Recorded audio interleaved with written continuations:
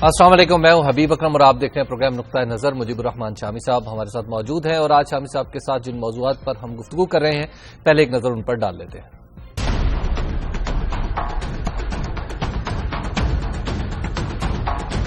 عمران خان سے ملنے وزیر اعظم ان کے گھر پہنچ گئے، طالبان سے مذاکرات کی حکمت عملی پر مشاورت۔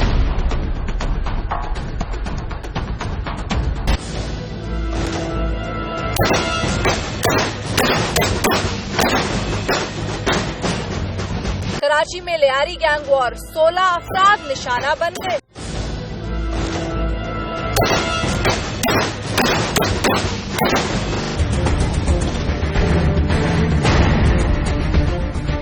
سیکیورٹی خدشات صرف جنرل پرویز مشرف کو ہی نہیں بلکہ عدالت اور وکلاء کو بھی ہیں۔ خصوصی عدالت کے سربراہ جسٹس فیصل عرب کے ریمارکس۔ رانا اعجاز ایڈوکیٹ کے عدالت داخلے پر بھی پابندی۔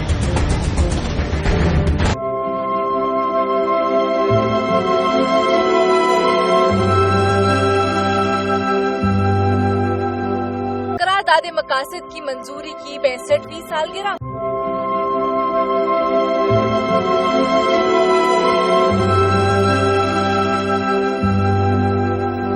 آج کی سب سے پہلی اور سب سے اہم خبر، شامی صاحب کے میاں نواز شریف صاحب اپنی ٹیم کے ساتھ عمران خان صاحب کے گھر پہنچ گئے بنی گالہ۔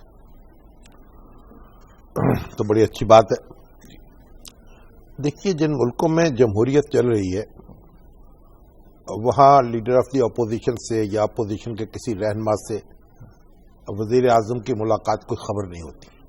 اچھا، پاکستان میں کیونکہ جمہوریت بار بار ڈیریل ہوئی اور اپوزیشن کے اور حکومت کے درمیان ایک دشمنی کی کیفیت رہی، اور ایک دوسرے کو تحقیق کرنے کے منصوبے بناتے رہے دونوں، تو ایک دوسرے سے ہاتھ ملانا، مصافحہ کرنا، معانقہ کرنا، یہ سمجھا جاتا ہے حرام ہے۔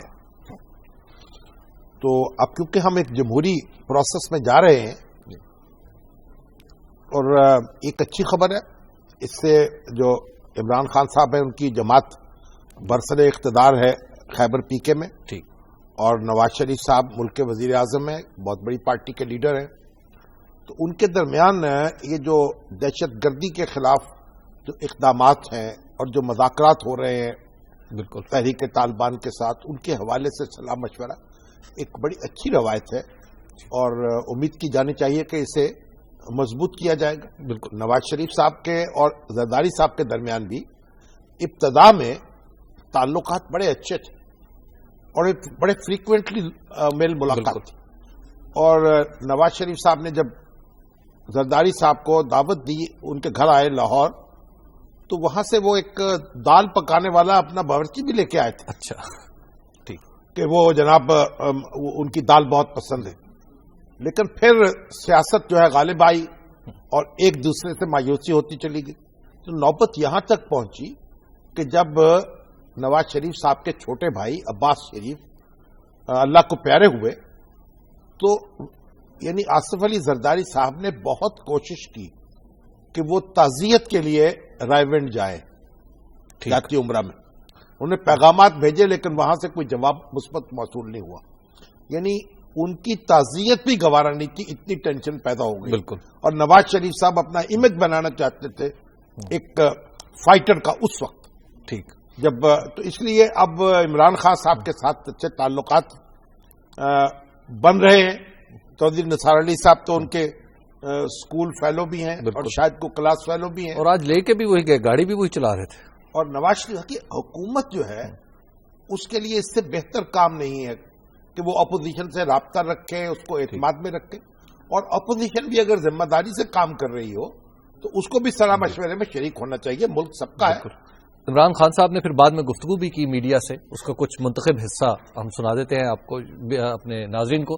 جی سنائیے گا کہ آج عمران خان صاحب نے کیا کہا۔ میں ان کا مشکور ہوں کہ وہ آئے میرے پاس۔ اصل میں مقصد ایک ہی تھا کہ ہم ایک جوائنٹ فرنٹ، کیونکہ ملک کا اس وقت سب سے بڑا مسئلہ دہشت گردی اور ملک میں امن لانا ہے، اور امن کے لیے میں سمجھتا ہوں کہ government Nawaz Sharif interior minister Chaudhary Nisar ये बिल्कुल ठीक काम कर रहे हैं। जो गवर्नमेंट की कमेटी है उसके अंदर रुस्तम शाह मुमंद हमारे नुमाइंदे हैं और मुझे ये भी बड़ी खुशी है कि आज एक नेशनल कंसेंसस डायलॉग पे बना है। वो चीज जो 10 साल से तहरीक इंसाफ रो रही थी कि डायलॉग भी कर लो, शुक्र है कि आज एक नेशनल कंसेंसस बन रहा है उसके। हमने एक आज खास तौर पे, और मुझे बड़ी खुशी हुई कि गवर्नमेंट ने एक्सेप्ट किया है कि हमारी जो तजवीज़ थी कि जो तालिबान से डायलॉग होंगे उसमें ये भी चीज़ कही जाएगी कि जो पोलियो वर्कर्स हैं, जो नॉर्थ वजीरिस्तान में इस वक्त पोलियो है और ये खतरनाक चीज़ है हमारे सारे मुल्क के लिए, उन पोलियो वर्कर्स को तहफ़्फ़ुज़ दिया जाए। शामी साहब, इमरान खान साहब तो ऑल गुड की खबर दे रहे हैं। नहीं, ऑल गुड नहीं, अच्छी तवक्को रखनी चाहिए। उनके साथ तो उनकी पूरी टीम मौजूद थी। बिल्कुल, शाह महमूद कुरैशी मौजूद थे, जावेद हाशमी साहब मौजूद थे और उनके जो शीरी मजारी मौजूद थी, केपीके के परवेज खटक जो है वजीर आला वो मौजूद थे और उनके नईमुल हक भी मौजूद थे। मतलब एक पूरी उनकी आला सतही वफद था जिससे मुलाकात की। और नवाज शरीफ साहब के साथ चौधरी निसार अली खान साहब थे और इरफान सिद्दीकी साहब थे, फवाद साहब थे, जी किरमानी साहब थे और किरमानी साहब। हाँ, वो तो उनका स्टाफ है। बिल्कुल। तो बहरहाल अब इरफान सिद्दीकी साहब तो मुज़ाकरात में मौजूद है जनाब। जी, तो शाम साहब, ये जो नई कमेटी बनी है, इस मुलाकात के इमीडिएट बाद फिर नई कमेटी भी सामने आ गई। तो कमेटी बनी है, इसका मतलब उनके नामों पे गुफ्तगू हुई होगी। ठीक। और ये कमेटी जो है ये तालिबान से बराह रास्त बातचीत करेगी। उसमें रुस्तम शाह महमूद तो शामिल है। जी बिल्कुल। और वो पीटीआई के नुमाइंदे हैं, उन्होंने खुद भी कहा। और उसके अलावा 3 सरकारी अफसर हैं। जी, कौन कौन नाम पड़े उनका? शाम साहब, रुस्तम शाह मेमन साहब के अलावा हबीबुल्लाह खटक साहब, हबीबुल्लाह खटक जी जो सेक्रेटरी हैं इसके पोर्ट्स एंड फेडरल गवर्नमेंट। जी बिल्कुल। फवाद हसन फवाद साहब, फवाद इनके वजीर आजम के सेक्रेटरी शायद, और बड़े एतमाद के आदमी, बड़े होनहार सरकारी अफसर हैं। अच्छा, और अरबाब आरिफ साहब हैं, एडिशनल सेक्रेटरी हैं फाटक। हाँ, तो ये अच्छी बात है। जो लोग इस सूरत हाल से मुतल्लिक हैं, जमीनी हक़ाइक़ को जानते हैं, और फिर फवाद हसन फवाद तो वज़ीर आज़म से बराह रास्त राब्ते में होते हर वक्त। तो ये कमेटी जो है तवक्को रखनी चाहिए कि अपना काम करे और ये जो ख्वाब है अमन का वो शर्मिंदा ताबीर हो जाए। ब्यूरोक्रेट्स के जिम्मे ये नाजुक जिम्मेदारी डाली जा सकती है? हाँ जी, डाली जा सकती है, जो उनको डाल दे जो की गई है। ठीक। देखिए, बात यह है कि ये जो जिन लोगों ने ये मामलात को आगे चलाना है जी, अब उनके लिए जो इंतखाब कर रहे हैं तो नफा नुकसान के तो वो जिम्मेदार होंगे ना। ठीक। तो हमें कुछ कीड़े वीड़े हमारे जेब में नहीं होते कि हम उसे निकाल के जरूर कहीं डाल दें। ठीक है। तो जो जाहिर है कि अफवाज पाकिस्तान से भी मुशावरत हुई होगी और दोनों जमातों के दरमियान भी हुई। तो इसका मतलब यह है कि ये कमेटी जो है इस बात की अहलियत रखती है कि वो बातचीत कर सके।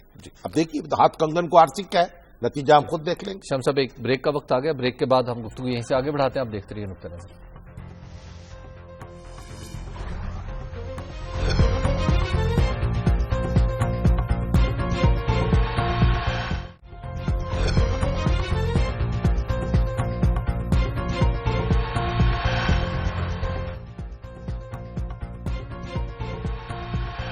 नुक्ता नज़र में एक बार फिर खुशामदीद। बात हो रही थी आज की मुलाकात के हवाले से। शामी साहब, जैसे मुलाकात खत्म हुई तो फिर जो एक खबर ये आई कि joint chiefs of staff committee का इजलास हुआ जिसमें ऑपरेशनल तैयारियों का जायजा लिया गया और इस अज़्म का इजहार किया गया है कि दहशत गर्दों को कुचल देंगे। बिल्कुल, जब उनको कॉल दी जाएगी तो ऐसा ही करना चाहिए उनको। ठीक। फौज जो है, फौज मजाकरात के लिए नहीं बनती, फौज फाइट के लिए बनती है। मुंह तोड़ जवाब देने के लिए बनती है जी।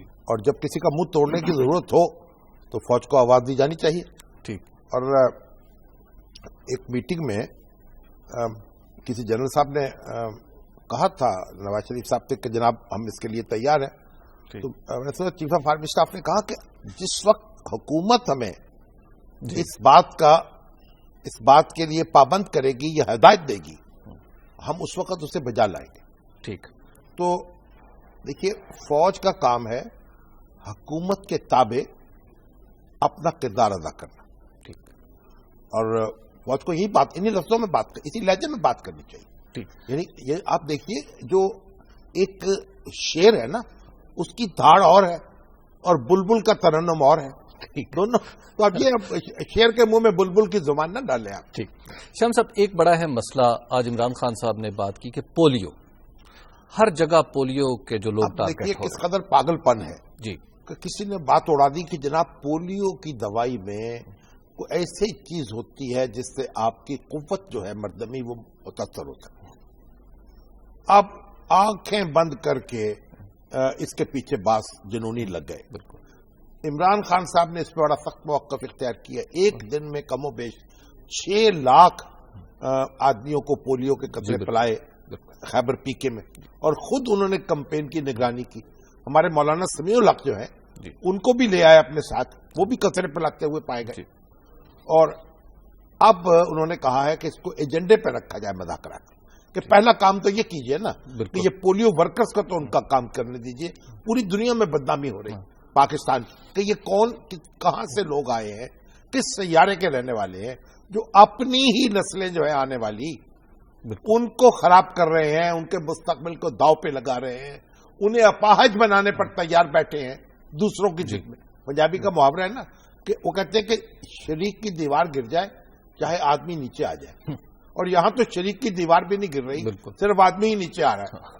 جی شام صاحب, آگے اگلی خبر ہے اور وہ بھی کچھ امن و امان کے حوالے سے, وہ ہے کراچی میں جو لیاری میں ہو رہا ہے. کراچی میں تو صورتحال دیکھیے سخت خراب ہے. کراچی تو آپ دیکھیے کس قدر آپریشن بھی جاری ہے جی, روزانہ کوئی نہ کوئی شخص پکڑا جاتا ہے, اسلحہ بھی برآمد ہوتا ہے, اور وارداتیں بھی جاری ہیں. اور لیاری جو ہے جو ایک زمانے میں ایک سکون کا علاقہ تھا, امن کا علاقہ تھا, یہاں ظلم تو کیا ہے ہمارے ذوالفقار مرزا صاحب نے. اچھا, ہاں, انہوں نے جو امن کمیٹی جو ہے اس کی جو پیٹ ٹھوکی, اور اس سے ایک نیا منظر وہاں پیدا ہوا. جی بہرحال اب اس کو نبٹنا ہے. اور جو گینگ کے لوگ, اگر اتنے 16 لوگ مارے جی, آج 16 لوگ مارے گئے, اب اندازہ لگا لیا تھا. اور یہ اس وقت کی بات ہے جب ایک کارروائی جاری ہے, رینجرز بلائی ہوئی ہے, اور پولیس کو ایک فری ہینڈ دیا ہوا ہے ایک لحاظ سے. تو بہرحال اب صورت حال کا تو شام صاحب پھر یہ کوشچن مارک لگ نہیں گیا اس آپریشن پہ جو ہم نے جاری رکھا ہوا ہے, جس کے بارے میں اگر نہ کریں تو پھر یہ بند ہو جائے گا ساری واردات, کیونکہ آپ کو یعنی مرض جو ہے بڑا گہرا ہو چکا ہے. ٹھیک, اور یہ دیکھیے ملیریا جب ڈینگی بن جاتا ہے تو پھر اس کے لیے جان لڑانی پڑتی ہے آپ کو. اب یہ اسی لیے کہتے ہیں نا کہ اچھے انتظام کا تقاضا یہ ہے کہ جب مرض پھیل رہا ہو آپ اس وقت اس کے بر وقت کارروائی کریں اور اس کو دبا دیں. بھائی بالکل اسی وقت وہ دبانا آسان ہوتا ہے. تو شام صاحب کراچی میں کوئی ریکنسیلیشن پروسیس نہیں ہو سکتا کس کے درمیان؟ جیسے لیاری میں گینگز ہیں یا اس طرح کے لوگ ہیں. نہیں, اب ان کے درمیان وہ تو تیاری نہیں ہے اس بات میں. ریکنسیلیشن پروسیس جو ہے کن کے درمیان؟ اور پھر ابھی یہ جو طالبان سے گفتگو ہو رہی ہے جی, تو ایک لحاظ سے اگر جو طالبان کے اثرات وہاں ہیں ان کو تو چاہیے کہ اس پروسیس میں وہ شریک ہو جائے. بالکل. اور لیاری کے اندر تو بہت سی چیزیں اور آ گئی نا. اب وہ بلوچ آبادی ہے, ٹریڈیشنلی وہ پیپلز پارٹی کا حلقہ تھا. اب اس حلقے میں ایک دوسروں نے نقب لگانے کی کوشش کی, اس کے مقابلے میں ایک امن کمیٹی جو ہے وجود میں لائی گئی اور ان کو تھپکی دی گئی. تو یہ ساری چیزوں نے مل ملا کے صورتحال کو خراب کر دیا. اب جو مجرم ہیں ان کی تو سرکوب بھی کرنی پڑے گی, اور تاکہ جو لوگ جو باقی رہ جائیں وہ دیکھیں امن کے فوائد کیا ہیں. ابھی تک کراچی میں لوگوں نے دیکھا ہے مار دھاڑ کے فوائد کیا ہے. ٹھیک ہے, آپ سیاست بھی رکھیں اور آپ کی بغل میں چھری بھی موجود ہو, منہ میں رام رام اور بغل میں چھری. ٹھیک, یہ کراچی میں یہ ہوتا رہا ہے. اور یہاں جو چھری چلانے والے ہیں, جو خنجر چلانے والے ہیں, وہ بڑے مومن بن کے بیٹھ جاتے ہیں. بالکل. اب یہ پھیلے ہیں, اب یہ گروپ در گروپ در گروپ پیدا ہوتے چلے گئے. ٹھیک, اب آپ کو ایک یکسوئی کے ساتھ یہ معاملات کرنے ہیں, ان سے گھبرانا نہیں چاہیے. اس طرح کے واقعات نہیں, اور کچھ کرنے چارہ نہیں آپ کے پاس. ٹھیک, آپ گھبرا کے پیچھے نہیں ہٹ سکتے. ہاں, آپ کو اپنی حکمت عملی کا جائزہ لینا ہوگا, اور یہ وزارت داخلہ جو ہے ہماری, اس کو بھی اور سندھ حکومت کو بھی دیکھنا چاہیے کہ کیا کمی ہے, کیا خامی ہے, اور جو قانون نافذ کرنے والے ادارے ہیں ان کو کیسے اسٹرینتھن کیا جا سکتا ہے. بالکل, پیچھے نہیں ہٹ سکتے ہم. اچھا شام صاحب, اب ذرا چلیں. وہ کہانی آپ نے سنی نا پرانی کہ جو اقتدا پہنچا انہوں نے کہا پیچھے جاؤ گے تو پتھر کے ہو جاؤ گے، بالکل، جب پیچھے مڑیں گے تو پتھر کے ہو جائیں گے، آگے قدم اٹھانا، آگے قدم بڑھانا ہے، نہ جائے ماندن نہ پائے رفتن، وہ سنا ہے محاورہ، پیچھے جانا تو موت ہے اور آگے جانے میں زندگی ہے، زندگی آپ نے چھیننی ہے موت کے سوداگروں سے۔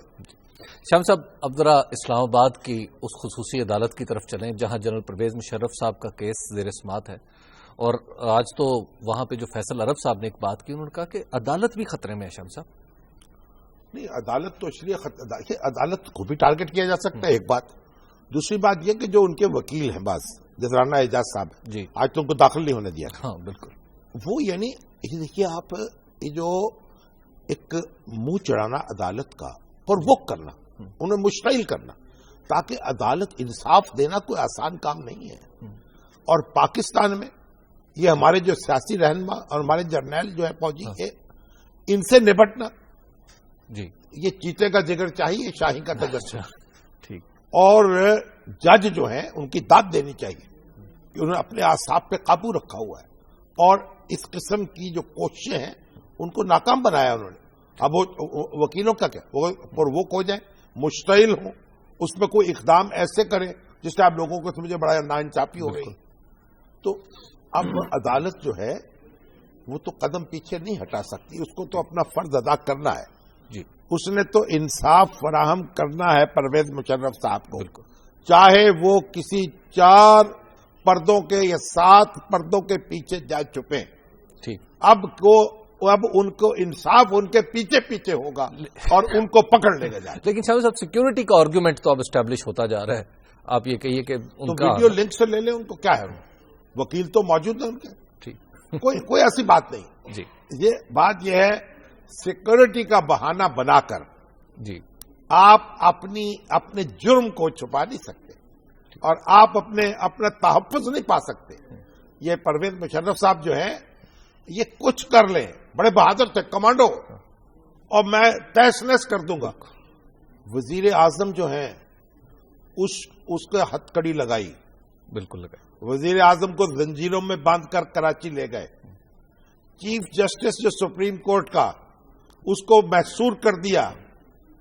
یہ ایک میٹنگ انہوں نے بلائی تھی ایک بار، اچھا، اور یہ جو ریفرنڈم کے بعد کہ کیا کرنا چاہیے، تو میں نے ان سے کہا، بڑے ایڈیٹرز بیٹھے تھے سارے، کیبنٹ بلاک میں میٹنگ تھی، تو میں نے کہا جی آپ ایسا کریں کہ یہ ہر قیمت، یہ جو چیف الیکشن کمشنر ہے ان پر اعتماد ختم ہو گیا ہے اس ریفرنڈم کے بعد، شاہد حسن خان صاحب تھے نا، جی جی، یعنی چیف جسٹس سپریم کورٹ کے رہے اور اس کے بعد آ کے جناب چیف الیکشن کمشنر بن گئے، تو میں نے کہا آپ ان کو ریموو کر کے کوئی کریڈیبل آدمی لائیے جنہیں اپوزیشن جو ہے جو قبول کر لے، جن کو بالکل، ریفرنڈم کے بعد ان پر اعتماد نہیں ہوگا۔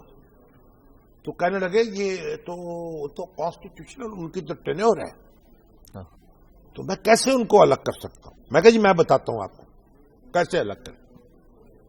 کہنے لگے کیسے؟ میں نے کہا جیسے آپ نے 2/3 اکثریت رکھنے والے وزیر اعظم کو الگ کیا،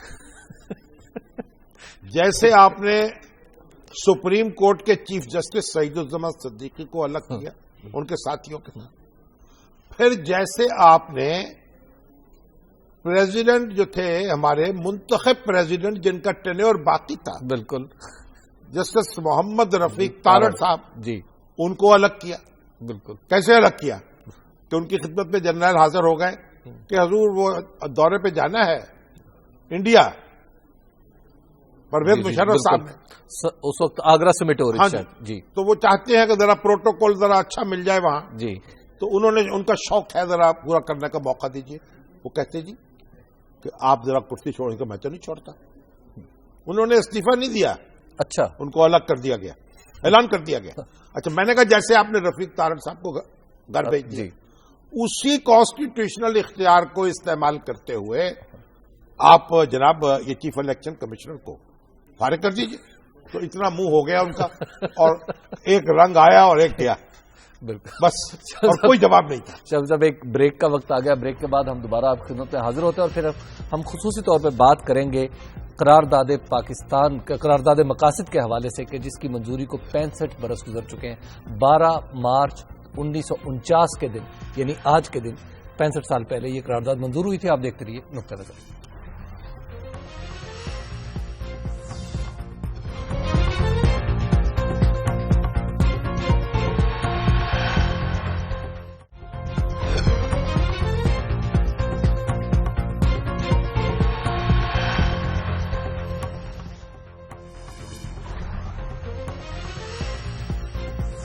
नुक्ता नजर में एक बार फिर खुश आमदीद। शम्स साहब, हम पहले अदालत की बात कर रहे थे, जहां पे खुसूसी अदालत की बात कर रहे थे ना। हाँ जी, तो अब हम जरा चलते हैं अगली खबर की तरफ। नहीं, वो चलते हैं, लेकिन जो तौकीर सादिक साहब है, अच्छा, आपने फिर एक और अदालत का मामला। ओगरा केस के जी जी जी, 82 अरब करप्शन, मारूफ मुलजम मुबैना करप्शन, जी, उनकी आज जनाब जमानत ले ली गई। 82 अरब रुपए की करप्शन पे जमानत भी? जमानत ली है इस्लामाबाद हाई कोर्ट के डिवीजन बेंच से। ठीक। और 10-10 लाख के 2 मचलके दाखिल करने पड़ेंगे उनको। ये खासा फर्क नहीं? 20 लाख रुपए की जमानत पर रहा होंगे वो। नहीं, खासा फर्क नहीं है 82 अरब। ये जो इस पे पीएचडी का थीसिस होना चाहिए इस मुकदमे में। ये जो मैस कम्युनिकेशन के हमारे डिपार्टमेंट्स है ना, वो इस पर थीसिस करवाए कि किस तरह 82 अरब के हिस्से जो है वो तैयार किए गए। ठीक। और नैब का उसके अंदर क्या रोल है, और किस तरह को पूरी कौम को बरगलाया गया। जी। और एक मफरूजा ऐसी हो सकती थी, बिल्कुल, इनके ये इकदामात हैं, उनके नतीजे में 82 अरब की करप्शन हो सकती थी। बिल्कुल। और उसके बाद आदमी को पकड़ लिया, और पूरी दुनिया का स्कैंडल और हंगामा, और अदालतें और पुलिस और नैब और मीडिया और शोर और हाउ, और जो बहुत शोर सुनते थे पहलू में दिल का, जो चीरा तो एक कतराए खून निकला। अब जनाब 20 लाख की जमानत पर रहा होंगे। शामिल साहब, करारदाद मकासद के हवाले से आज के दिन 1949 में ये जो करारदाद मकासद है, ये बड़ी मशहूर करारदाद है, जिसको कहते हैं पाकिस्तान का मैग्ना कार्टा कहते हैं इसको। अच्छा। ये 7 मार्च 1949 को पेश की गई कौमी असम्बली में, हमारी दस्तूरिया में। पहली दस्तूर था असम्बली में। फाउंडिंग फादर्स जिसमें थे, पाकिस्तान बनाने वाले। बिल्कुल। और लियाकत अली खान साहब जो शहीद मिल्लत लियाकत अली खान है, और उन्होंने ये करारदाद पेश की। और 12 मार्च 1949 को इसे मंजूर कर लिया। शामिल साहब, इस करारदाद की जरूरत क्यों पेश आई? इसमें खास किस्म का चीजें इख्तियार की गई ना, कुछ चीजें। देखिए, मुल्क को आजादी मिल रही थी। ठीक है। आजादी के बाद आपको मुल्क बनाया था आपने, ठीक है, हिंदुस्तान से अलग होकर। और जब आजादी मिल रही थी तो हमारी जब हिंदुस्तान की असेंबली जब उसका इजलास हुआ, तो उसमें भी पंडित जवाहरलाल नेहरू ने करारदाद मकासद पेश की। अच्छा। हाँ, ठीक। और वो करारदाद मकासद 13 दिसंबर 1946 को पेश हुई, और 22 जनवरी 1947 को मंजूर हुई। ठीक। वो असेंबली जो थी, वो मुस्लिम लीग के नुमाइंदे भी उसमें थे, कांग्रेस के भी थे। अच्छा। लेकिन मुस्लिम लीग के नुमाइंदों ने बाइकाट कर दिया। ठीक। और और वही असेंबली जो थी बाद में हिंदुस्तान की पहली दस्तूरशाह असेंबली बन गई। तो पंडित जवाहरलाल नेहरू उसमें वजीर आजम बन गए थे। ठीक। ऐलान आजादी से पहले। अच्छा। और उनकी काबीना में लियाकत अली खान जो है वो वजीर खजाना थे। ठीक। ठीक, बिल्कुल। तो वो असेंबली पंडित जवाहरलाल नेहरू ने करारदाद मकासद पेश की को हिंदुस्तान की आजादी के बाद किन मकासद को पेश नजर रखेगा दस्तूरी तौर पर। ठीक। उसमें बताया गया कि इसमें फंडामेंट बुनियादी हकूक की गारंटी होगी, इसमें अवाम के जो मुंतखब नुमाइंदे हैं वो अपना मामलात को चलाएंगे, जमहूरियत होगी और बराबरी होगी, अकलियतों के साथ सलूक बेहतर होगा। ये करारदाद मकासद हिंदुस्तान की असेंबली में मंजूर की गई। ठीक। तो जब पाकिस्तान की असेंबली का इजलास हुआ तो सोचा कि भाई हम तो अलग हुए हैं ना उनसे। बिल्कुल। तो हम भी तो अपने को मकासद मुतय्यन करें रियासत के। बिल्कुल। कि हमारे पेट में क्या दर्द था जो हमने एक अलग मुल्क बनाया। ठीक।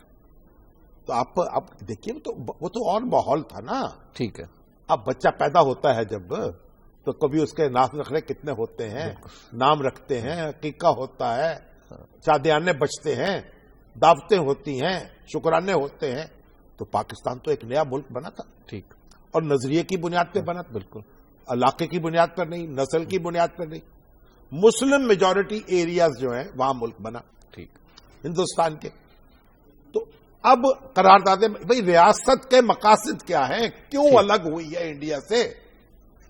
تو جو پاکستان کے بنانے والے تھے ان کو جواب دینا تھا نا. بالکل بالکل. تو ہندوستان کے مقاصد جب متعین ہوئے تو پاکستان کے مقاصد بھی متعین ہو جائے. ٹھیک ہے.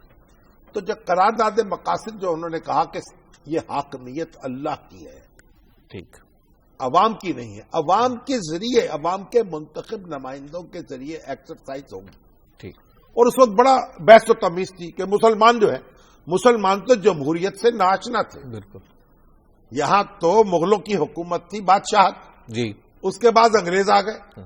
تو مسلمانوں نے کبھی جمہوریت کا تجربہ نہیں کیا تھا. ٹھیک. تو ان کی طرح طرح کے تصورات تھے، خیالات تھے کہ یہ ملک کیسے بنائیں گے. تو انہوں نے کہا کہ ہم ملک بنائیں گے، اللہ کی حاکمیت ہوگی، ٹھیک. عوام کے منتخب نمائندے ان کے ذریعے ایکسرسائز ہوگی، وہ نظام مملکت چلائیں گے، اجتماعی زندگی، انفرادی زندگی اسلام کے اصولوں کے مطابق بالکل گزارنے کے لیے لوگوں کو اس قابل بنایا جائے گا. ٹھیک. یہ الفاظ ہے اس کے. بالکل. اور خواتین جو ہیں جی. اور جو اقلیتیں ہیں ان کے حقوق برابر کے ہوں گے. ٹھیک. تو گویا دنیا کے سامنے ایک نمونہ پیش کیا جی. کہ اسلام کے آفاقی اصولوں کی بنیاد پر ایک جمہوری ریاست قائم ہو.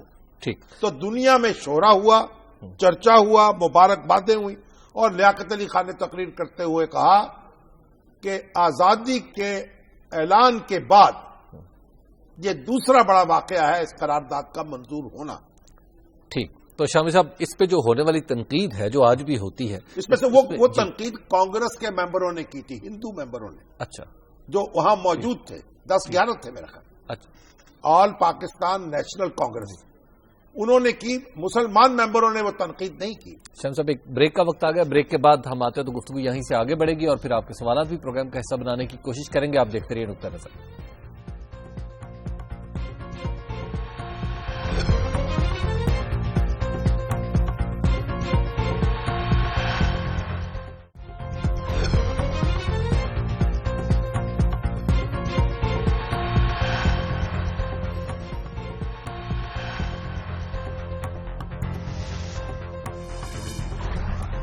نظر میں ایک بار پھر خوش آمدید. بات ہو رہی ہے قرارداد مقاصد کے حوالے سے. تو شامی صاحب، یہ جو قرارداد مقاصد ہم نے منظور کی 1985 تک تو ہم نے اس پہ عمل ہی نہیں کیا. نہیں، عمل تو میرا خیال آج تک نہیں کیا. اچھا، لیکن یہ دستور کا، ہر دستور کا حصہ رہی. ٹھیک. 1954 کا جو مسودہ تھا اس کا، پھر 56 کا، پھر 62 کا، اچھا، پھر 73 کا. کسی دستور سے یہ خارج نہیں ہوئی. ٹھیک. اب بعد میں اس کا ایک 2A کے تحت اس کو کانسٹیٹیوشن کا حصہ بنا دیا. پہلے یہ پریمبل میں تھی. وہ کیسے ہوا وہ الگ ایک بحث ہے، لیکن کانسٹیٹیوشن سے الگ نہیں ہوئی ہے. جی. اور لیکن ابھی قیوم نظامی صاحب نے ایک سوال کیا ہے کہ قائد کی زندگی میں کیوں نہیں ہوئی. ہاں. تو بھئی قائد کی زندگی میں تو دستور بھی نہیں بنا. ٹھیک. تو پھر دستور نہیں بنانا چاہیے. قائد کی زندگی میں تو الیکشن بھی نہیں ہوئے. بالکل. پاکستان میں پھر الیکشن بھی نہیں کرانے چاہیے. اور اس وقت تو قائد کی زندگی میں تو شراب پہ پابندی بھی نہیں لگی، پھر نہیں لگنی چاہیے. تو یہ جو کانسٹیٹیوئنٹ اسمبلی ہے، دستور ساز اسمبلی، جی، قائد نے یہ نہیں کہا کہیں کہ میں دستور دوں گا اس ملک کا. ٹھیک. انہوں نے کہا یہ اسمبلی دستور دے گی. بالکل. اور میں اسے تسلیم کروں گا. جی. تو قائد کا نام لینے والے قائد کے راستے پر چلنے کو تیار نہیں ہیں. جی. قائد تو دستور ساز اسمبلی کے سامنے اپنی مرضی کو کوئی اہمیت نہیں دیتے، سامنے سر چکاتے ہیں عوام کے نمائندوں کے سامنے. اور ان کا نام لے کر جمہوریت کی تقلید کرنے والے کہتے ہیں جی قائد کی زندگی میں کیوں نہیں ہوئی. لیکن شاہ صاحب، اس کا ایک کاؤنٹر آرگومنٹ ہے. کیا وہ کاؤنٹر آرگومنٹ یہ ہے کہ اس کے نتیجے میں علماء کا طبقہ جو ہے وہ پاکستان میں غیر معمولی مضبوط ہوا اور پھر ریڈیکلائزیشن ہوئی، جس کی نوبت یہاں تک ہے کہ اسلامی نظریاتی کونسل جو آج کل کر رہی ہے. دیکھیں، آپ سوال اس سے زیادہ احمقانہ سوال سے میرا سامنا نہیں پڑا ویسے. اچھا. جیسے جو لوگ یہ سوال کرتے ہیں. جی. کیونکہ یہ واقعات کے بالکل خلاف بات ہے. ٹھیک. اور یہ اس نے تو جمہوریت کے ساتھ ایک تعلق قائم کیا اسلامی قدروں کا. ٹھیک. اور ہمارے علماء نے اس کو قبول کیا. اس کے بعد ملک کی سیاست میں حصہ لیا. آج بھی وہ دستور کو اہمیت دیتے ہیں.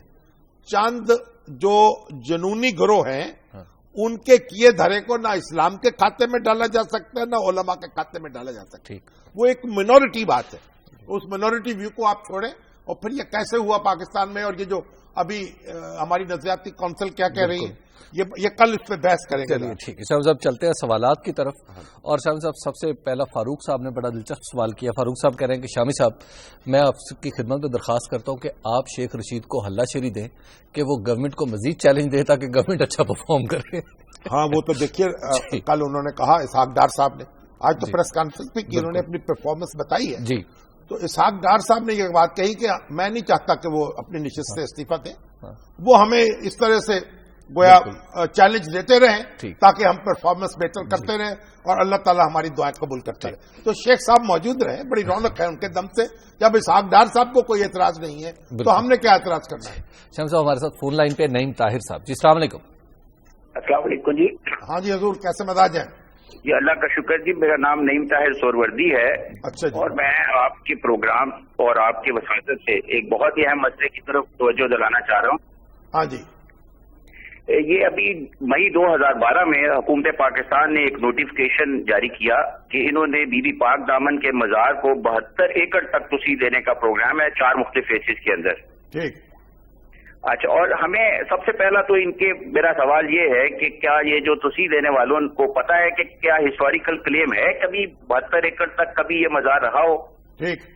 ایسا تو ہے ہی نہیں. اور دوسرا یہ ہے کہ اگر 72 ایکڑ تک آپ بی بی پاک دامن کے مزار کو توسیع دیں گے تو اس میں تو لوگوں کے گھر تباہ ہو جائیں گے, لوگوں کے جو ہے کاروبار تباہ ہو جائیں گے. سارا پورے کا پورا ایریا جو کہ پاکستان بننے سے پہلے سے یہاں پہ آباد ہے وہ کہاں جائیں گے وہ لوگ؟ اس کے بارے میں کیا انہوں نے سوچا؟ انہوں نے صرف 98% آبادی کو پریشان کیا ہوا ہے, صرف 2% آبادی کو خوش کرنے کے لیے. اور میری یہ گزارش یہ ہے کہ حکومت پاکستان نے جو نوٹیفکیشن جاری کیا ہے اس کو واپس لے. آپ کے پروگرام کی وساطت سے میں یہ عرض کرنا چاہ رہا ہوں. اور یہ جو اسٹیئرنگ کمیٹی بنائی گئی ہے سر, یہ بھی اس کو بھی تحلیل کیا جائے. ٹھیک ہے. ٹھیک ہے جی سر. یہ بی بی پاک دامن کا جو مزار ہے یہاں, جی اب اس کے بارے میں طرح طرح کی تاریخی روایات ہیں. ایک تو کہتے ہیں حضرت علی کی بیٹی تھی وہاں دفن ہے, جو کہتے ہیں 6 بیویاں تھیں. جی بہرحال یعنی اس میں مختلف روایات ہیں. بالکل. یہ یقین سے آپ نہیں کہہ سکتے کہ جو وہاں پاک بیویاں وہاں دفن ہیں وہ ان کے بارے میں آپ اتفاق رائے نہیں ہے کوئی تاریخ, لیکن ایک عمومی تقدیس ہے. عمومی ایک تقدیس ہے وہ اپنی جگہ. لیکن یہ جو بات کہی جا رہی ہے, میرے پاس کچھ لوگ آئے بھی تھے ملنے کے لیے, اور وہ کہہ رہے تھے کہ یہ لاکھوں افراد بے گھر ہو جائیں گے. اچھا. اور ایک کنجسٹڈ ایریا ہے, لاہور شہر کا مرکز ہے. بالکل. اور حکومت نے فیصلہ کیا 72 ایکڑ تک اس کو توسیع, 72 ایکڑ لاہور کے دل میں, گویا لاکھوں لوگ بے گھر ہو جائیں اور قبرستان جو ہے وہ ویران ہو جائیں. بالکل. اور یہ میں حیران ہوں, اور میں نے بڑا تلاش کیا کہ اگر کوئی ہسٹوریکل ہو نا, ایسا مقبرہ اتنا رہا ہے اور اب اس کو وسعت اسی پرانے طریقے سے دینی ہے, اس کی کوئی نظیر نہیں ملی. بالکل. تو وزیر اعلیٰ پنجاب کو اور وزیر اعظم پاکستان کو کوئی دیکھنا چاہیے. مزار جو ہے یقیناً اس کا احترام اپنی جگہ ہے, اور جو مناسب توسیع ہے, کوئی راستہ اگر کشادہ کرنا ہے وہ کیا جائے, لیکن یہ جو اس طرح زندوں کو دفن کر کے تو یہ کام نہ کیا جائے. صادق صاحب ہے ہمارے ساتھ لاہور سے. جی السلام علیکم صادق صاحب. ہاں جی صاحب, میں ایک ریکویسٹ کرنی ہے کہ ہم جو ای او بی اسکیم کے تحت جو ریٹائرڈ امپلائیز تھے یا آفیسر تھے ان کی 10% پینشن انہوں نے کہا تھا منیمم 5,000. تو گورنمنٹ کے جو ریگولر ڈپارٹمنٹ کے آفیسر ہیں 19 گریڈ کے, ان کی 60-70 ہزار پینشن لے رہے ہیں. تو ہم جو ای او بی کے تحت گورنمنٹ کے اسٹیٹ انٹرپرائز ریٹائرڈ آفیسر تھے نا, جو ہمیں 3-4 ہزار پینشن ملتی ہے, وہ بھی انہوں نے 10% نہیں کی, منیمم 5,000 نہیں کی, حالانکہ millions of rupees are in the balance. اب یہ حکومت کو اس میں غور کرنا چاہیے. دیکھیے لوگوں کو کوئی تھوڑی بہت سہولت بھی پہنچانے کی بات جو ہے وہ سرکاری افسر فائلوں پہ بیٹھ جاتے ہیں, اور پتہ نہیں یعنی کس طریقے سے ہم اپنا کام چلائیں گے. اور کیا یہ وزیر اعظم ہاؤس میں اور وزیر اعلیٰ ہاؤس میں بھی ان باتوں پہ توجہ کی نہیں ہوتی. شامی صاحب, یہ بی رؤف صاحب ہیں, اب یہ پتہ نہیں بلال رؤف ہے یا بشیر رؤف ہے, ان کا سوال بڑا دلچسپ ہے. ان کے شامی صاحب, یہ جو ملیشین طیارہ گم ہوا ہے, اگر اس میں پاکستانی مسافر سوار ہوتے تو کیا ہوتا؟ نہیں, تب بھی ہم اسی طرح افسردہ ہوتے. دیکھیے کوئی بھی شخص جو ہے اگر اس کو وہ اس کی ہلاکت ہوتی ہے یا وہ اس طرح کسی آفت کی نظر ہوتا ہے تو ہم اس کا درد ہمیں محسوس کرنا چاہیے. الزام آ جاتا ویسے, لیکن یہ تو نہیں الزام پتہ نہیں کس پہ آتا. بات یہ ہے کہ یہ طیارہ گم ہوا ہے اور 5-6 دن ہو چکے ہیں. بالکل پوری دنیا لگی ہوئی ہے تلاش میں. کچھ پتہ نہیں چل رہا یہ اس کو زمین کھا گئی یا آسمان نکل گیا, یہ سمندر میں گرا. اور ایک بات بڑی عجیب بات ہے, جو موبائل ٹیلی فون ہے لوگوں کے وہ ابھی تک وہاں بیل جا رہی ہے, گھنٹی جا رہی ہے. اچھا. اور کوئی کہتے ہیں کہ پتہ نہیں کسی ایسے ہول میں چلا گیا ہے یہ, بالکل, یا کسی ایسی خلا میں گم ہو گیا ہے. بہرحال کچھ جب اس کو کہیں تلاش کیا جائے گا تو ہماری تو جو ہمدردیاں ہیں بالکل ان لوگوں کے ساتھ ہیں, ان کے پسماندگان کے جو اس کی نظر ہو گئے. اللہ تعالیٰ کرے کہ جلدی اس کا سراغ ملے اور پتہ چلے کہ کیا ہوا ہے. شاہ صاحب, احمد علی صاحب لاہور سے, یہ جو نرسز کا احتجاج ہو رہا ہے اس کے اوپر یہ خود بھی احتجاج کر رہے ہیں, لیکن اکثر لوگوں نے احتجاج کیا ہے کہ نرسز کے احتجاج کی وجہ سے ٹریفک ڈسٹرب ہو رہی ہے لاہور. یہ نرسز جو ہیں یہ ڈینگی کے دور میں بھرتی ہوئی تھی, اب یہ کہتی ہیں کہ ہمیں مستقل کر لیا جائے, تو حکومت میں اس کو غور کرنا چاہیے. دیکھیے بات یہ ہے کہ نرسوں کی تو بہت کمی ہے ہمارے یہاں, نرسوں کے ادارے ہی موجود نہیں ہیں پراپر. پوری دنیا میں ڈاکٹروں کی طرح نرسوں کی بھی مانگ ہے, لیکن شاہ صاحب جو احتجاج ہے ٹریفک ہے نہیں تو ان کی بات سنی جائے نا. بالکل, تاکہ یہ احتجاج اپنا کام ختم کر دیں. جو بات سنی جا سکتی ہے سنی جائے, اور اگر ان کو پکا کیا جا سکتا ہے چلیے پبلک سروس کمیشن کے ذریعے کرنا ہے, وہیں ان کو کہا جا کہ ذرا تیزی کے ساتھ ان کو ایکسٹینشن دے دی جائے تھوڑی سی, اور پھر یہ تیزی کے ساتھ ان کا گزر جائے. شام صاحب, ہمارے آج کے پروگرام کا وقت ختم ہو گیا اور قرارداد مقاصد کے حوالے سے بہت سارے سوالات کر لیں گے, تو انہیں کل اپنے پروگرام میں شامل کریں گے. ہمیں دیجیے اجازت, اللہ نگہبان.